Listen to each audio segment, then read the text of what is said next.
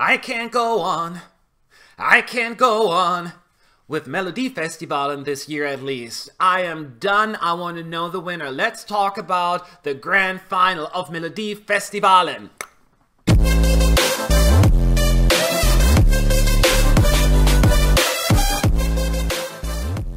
Sup, you fools! Matt with ESC United, your favorite Eurovision channel, and it is almost Sweden's turn to pick a song. After 4 semifinals and the second chance round, Andra Chanson, we have our 12 finalists. So one of them will represent Sweden at the 2018 Eurovision Song Contest in Lisbon, Portugal.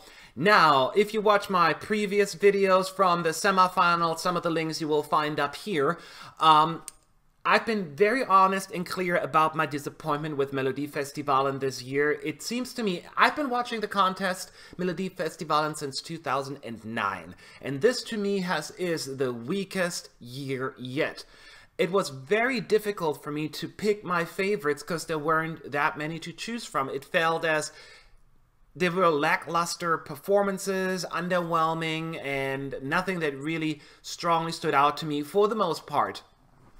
But it happens, right? Sweden always is put on a pedestal, and if they don't perform to a certain standard, they are getting attacked so quickly, and sometimes it's unfair. So maybe this is your year to have a weaker year, or maybe it's just my personal taste and I'm being totally off and everybody else loves it.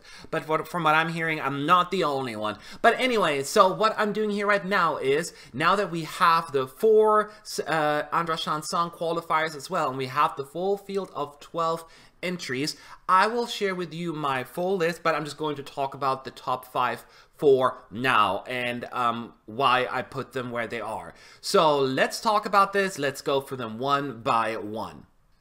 Okay, so the song I am putting in 5th place, my personal 5th place in the ranking, is actually Benjamin Ingrosso's Dance You Off.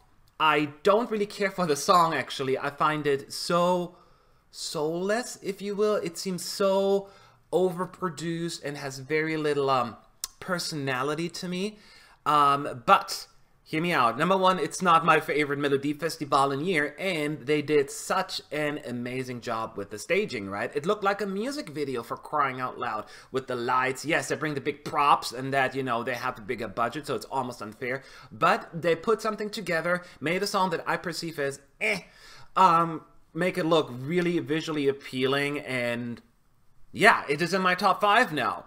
Again, I'm not in love with it, and it's just visually, it's all for me about that. And whether or not that's going to be enough remains to be seen, but that's where I'm putting it. In 4th place, I can't believe I'm putting this in 4th place, is Eurovision alumni Jessica Andersson, Party Voice. It is such a predictable, cheap little average pop song. Not something that I usually would put high up in my ranking, but at least I had fun, and Jessica has so much stage presence and she had so much fun on stage. I do like her voice, and just because of the presentation and the fun factor, it really ended up higher on my list than it probably should. But I put it there. We need some party music, cheap party music, and that's what I consider this to be. So, yep, that's where I'm putting it. Then, in 3rd place, I am putting, once again, I can't believe I'm putting it this high up, is Polish import Mariette in My Cabana. The lyrics are driving me up the wall. You gonna welcome to my cabana. Yana, we're gonna dance like till manana. Na na na. I'm like, oh gosh, a 4-year-old wrote that one. That being said, I also enjoy the staging. At least it's fun. The fact that there is a lack of memorable entries, the silly pop songs really rise in my ranking, and that's why Mariette is that high up. I'm happy for her. Like, I really like her. She seems like so excited to be in Melodifestivalen and, you know, having a new audience. And that fact that she made it all the way to the finals, I'm very happy for her. I'm not in love with the song, but it's fun for what it is. Then, in my 2nd place, it is John Lundvik and My Turn. John Lundvik is what makes the song. He puts his heart and soul into it, and you can see how much he loves doing this. And he really, I'm gravitating towards him. There's something about him that I really, really enjoy and like. Now, once again, it's a little bit of a draggy ballad, and I don't know, I remember listening to it, like the studio version, and I was not wowed at all. I'm like, well, this just sounds like your everyday forgettable ballad, but John performed it so well with so much love and light in his eyes. I just couldn't take my eyes off of him. So that is what makes a good performer. John delivered, and that's why he is so high up in my ranking.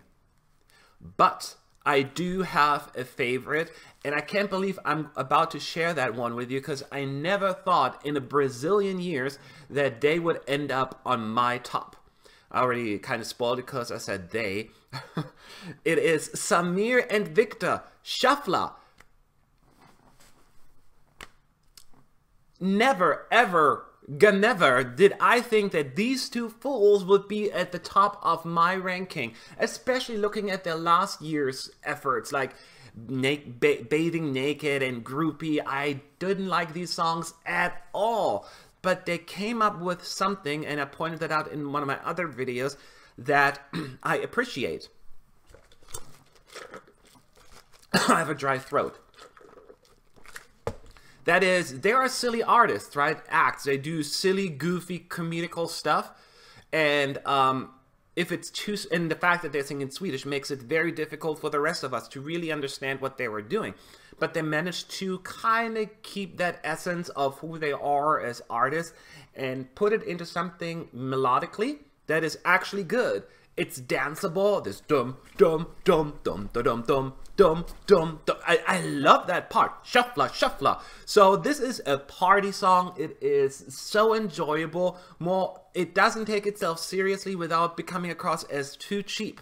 So they found this awesome spot where they should be as, you know, artists, and I applauding them for this effort. To me, by far their strongest entry into Melodifestivalen. And due to the lack of proper competition, this is my #1, actually. Who would have thought? I'm blown away by it. Now, do I think this one's going to win? No, the juries will go like, eh.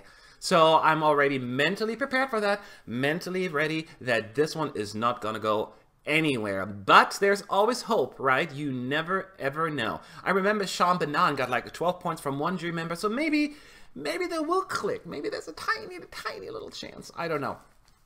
But I don't think so. Now, the last time I checked the betting odds, I think it was the battle between Benjamin Ingrosso and Mariette. And as you can see, you know by now that Benjamin is in my 5th place.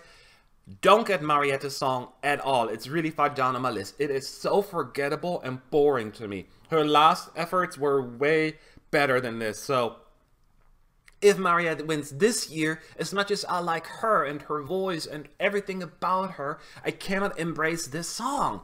I just don't like it. It is so dull. And I'm sorry if I'm offending people. Hashtag not sorry, because that's just my personal opinion. So this is what I want to happen this upcoming Saturday at Melodifestivalen 2018. Samir and Victor for the win, and everything else, whoop-de-doo. But I would like to hear from you. I'm sure you think I'm crazy for my ranking, right? But who are your favorites? Who do you want to win? Is it Mariette? Are you on her team? Is it Benjamin Ingrosso, or is it one of the other ones? Let me know. This is really just my thought. Let's talk about it. I will respond to your comments, and then we'll have a winner soon, and I cannot wait for Lisbon. I'll take you behind the scenes, and it's going to be so much fun. Anyway, I'm out of here. There are so more national finals happening right now. I got so much work to do. Goodbye.